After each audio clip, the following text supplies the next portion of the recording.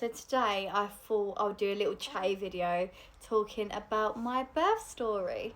So I am currently 6 weeks postpartum to having my baby girl. This is Miss Lily. I've always loved the name Lily ever since I was literally a young girl. Like, me and my cousin used to fight over which one of us would have the name Lily. And it's funny because my cousin has named her daughter Millie.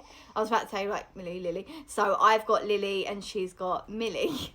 Anyway, enough of that. So let's get into the story of beautiful Lily. To cut things short about pregnancy, I didn't have too much of a bad pregnancy symptom wise. I actually was going quite well until my third trimester, when I was struggling more than usual. But that's all normal in the third trimester when you can't breathe, basically. The only thing I would say about my pregnancy is I was high risk due to low PAPA, and they did suspect that I had gestational diabetes, so I had to watch what I was eating. Can't really eat any sugary, like high sugary stuff. I had to prick my finger like 3 times a week. It was not fun. So then we went for our 33-week scan, and that's the growth scan, just to see how well she's doing. And they said to me and my partner, her femur is more smaller than usual, and in general she is looking on the smaller side, which for them is a little bit of a concern. So basically they have a general growth chart for babies, and if they don't hit the certain mark, it comes under like a higher risk, whatever reason that is. But all babies are different, so I didn't really understand that.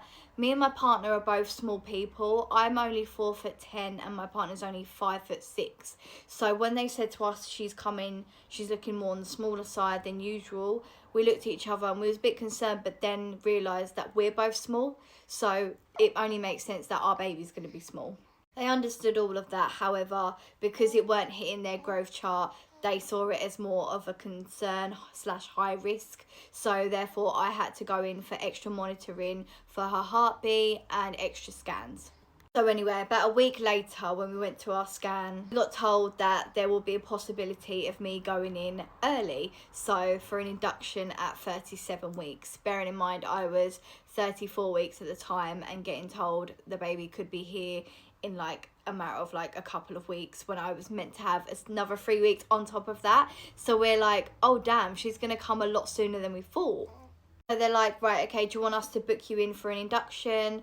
And being a first time parent, I'm like, I didn't really know what to expect from that. So I said, yeah, okay, that's fine, we'll go in for an early induction, thinking, oh my god, that's exciting, she's going to be coming a lot earlier, get extra cuddles and everything. Now, before all this, I actually went to an antenatal class, and it helped me so much. It helped me understand more about the birth, about aftercare, about looking after a baby. As being a first-time parent, I literally had no idea what I was, what to expect. They literally go through everything, all the possibilities of different situations of birth. And yeah, it was really helpful for me because I got more of an understanding on what could possibly happen.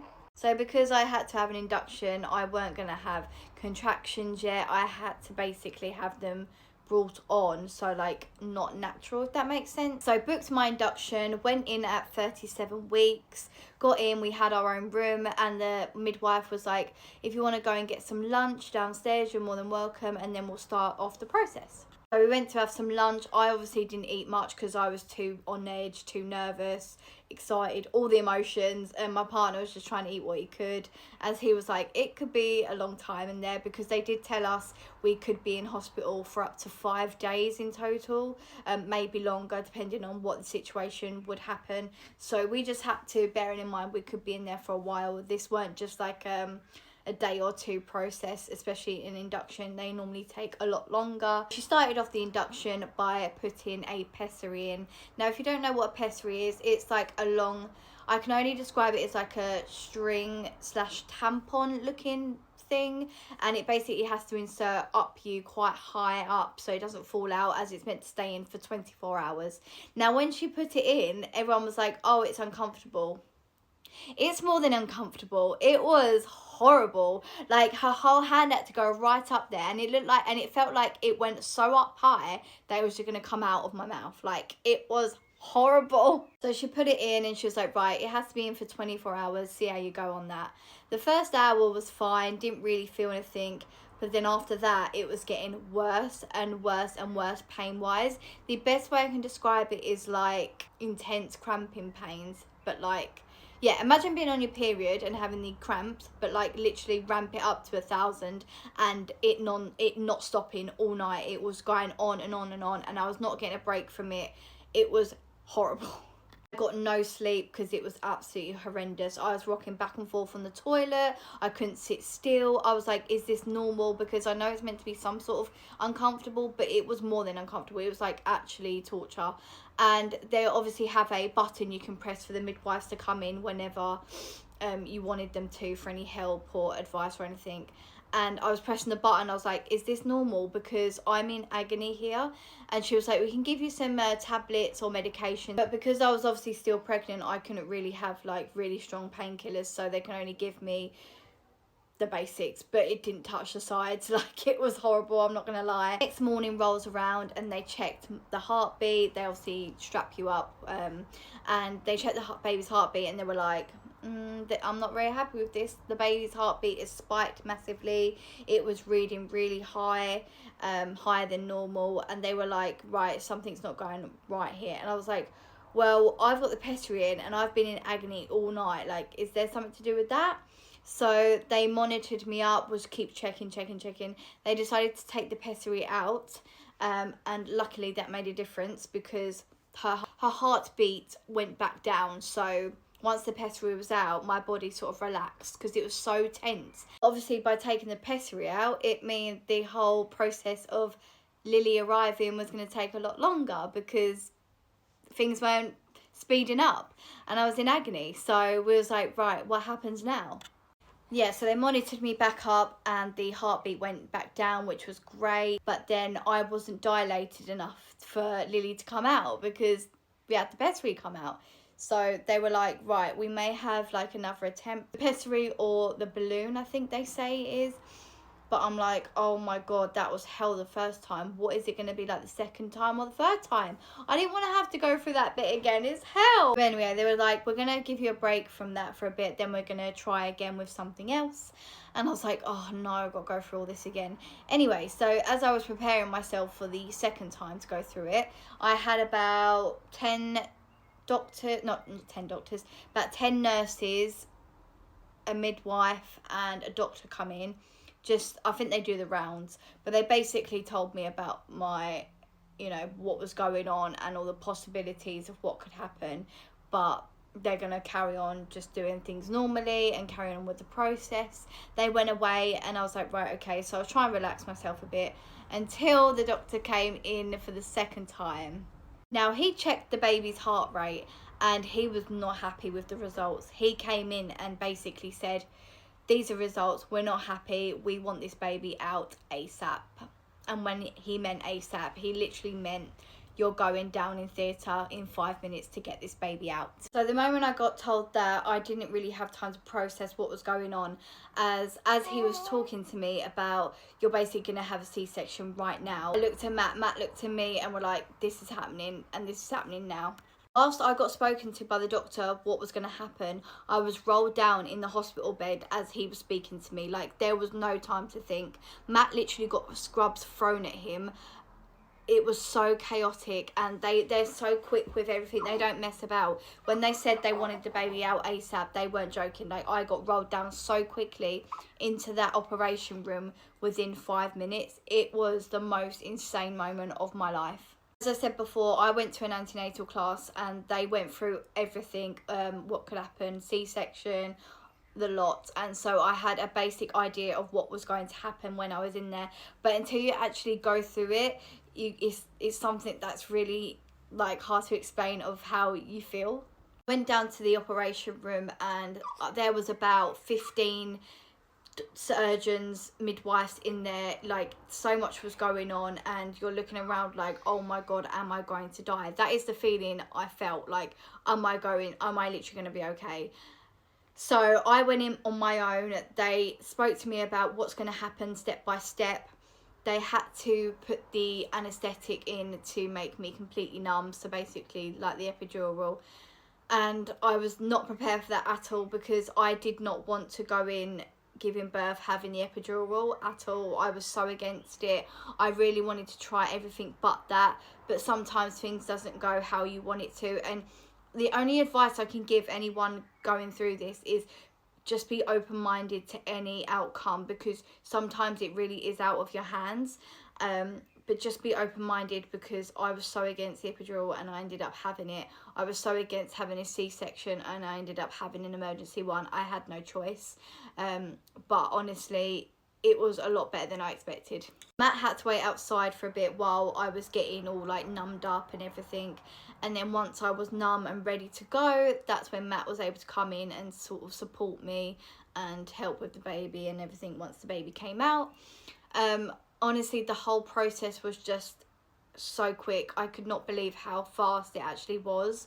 It's actually funny because they were like, you can have like music or whatever you want in there to get your mind off of it while obviously we're getting the baby out. So I wanted the Alan Carr Beach podcast on just to try and get my mind off it, and I had it like as I was laid down, I had it by my ear, and before you know it, the baby was out.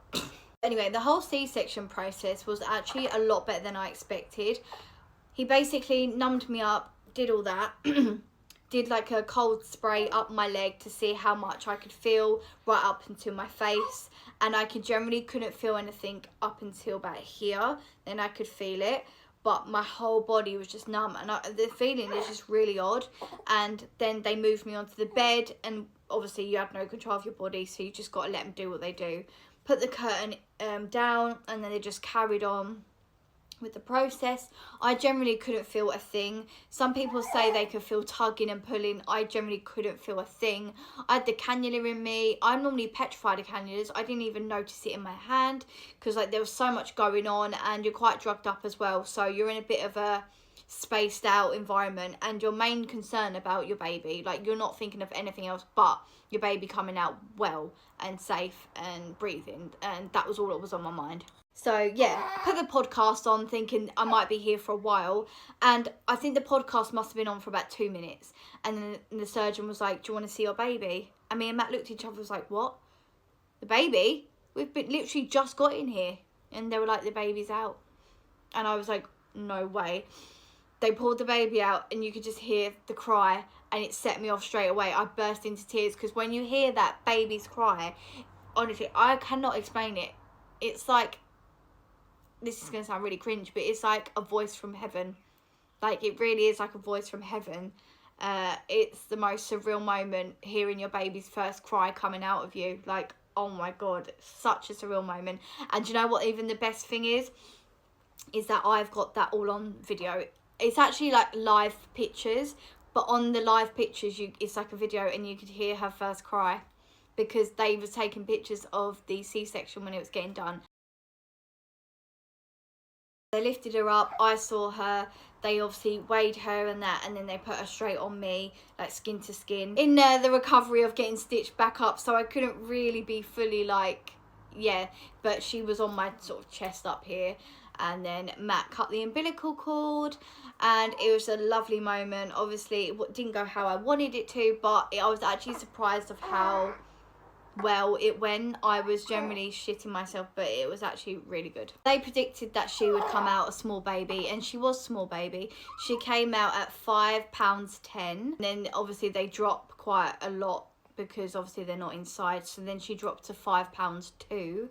And now she is a healthy 7 pounds. Now the recovery of the C-section. Now this is the interesting part, because obviously people say it's the easy way out, and if someone says that to me, I will literally punch them in the face.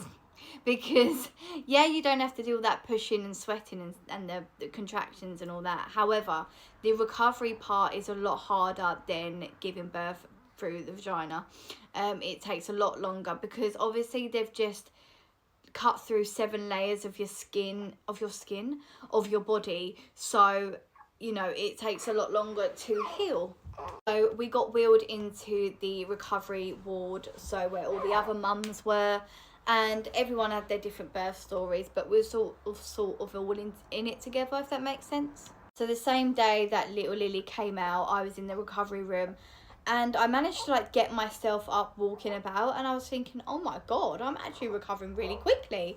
But that was because I was drugged up and I was still sort of pain free in a way. The painkillers were still very much in my system, so I thought I was doing really well when actually I was just very drugged up at this point. Then as soon as I laughed, coughed or sneezed, it was a whole other game. It was hell. It hurt so bad. So that bit wasn't fun at all, and I say I was in hospital for about 5 days. A bit of a pump there. 4 to 5 days I think it was. So when I got discharged from home, they gave me some morphine to take home, as I was going to be in pain for another week or two. It normally is a 6-week recovery. However, I was sort of back on my feet within 2 to 3 weeks. I'd say mainly 2 weeks after. So it wasn't too bad. But again, I couldn't really do much to begin with. I couldn't get up to just go and change her. The only thing I was good at for the time being was the feeding, as I was breastfeeding. And then Matt helped me with other things. Hi, Keys. Hello, Bubba. Hello. Hello. What are you doing? I actually wanted to make an appearance in the video. So yeah, within sort of 2 weeks after I got home, I was sort of back on my feet. And it actually wasn't as bad as I thought. Obviously, I was sort of bedbound for a week after because I was still in very much pain. But that's to be expected. Your stomach's still healing. And the scar itself isn't actually as bad as I thought either. You're okay. It's okay.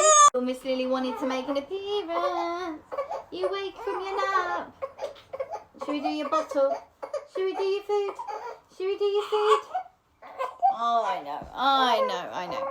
But yeah, that is my birth story. There is a lot more to talk about, but I'm going to save that for another video. Otherwise, this video will literally be half an hour to an hour. So, but there is a lot more going on at the moment. That is for another day. But yeah, this is just my birth story, and I hope you guys enjoy it. And hopefully it gives you some sort of advice, or anyone go through in pregnancy or might have a C-section coming up. It really isn't as bad as you think. It is just the recovery that is a little bit difficult, but all you mamas out there, you'll be fine and you're doing a great job.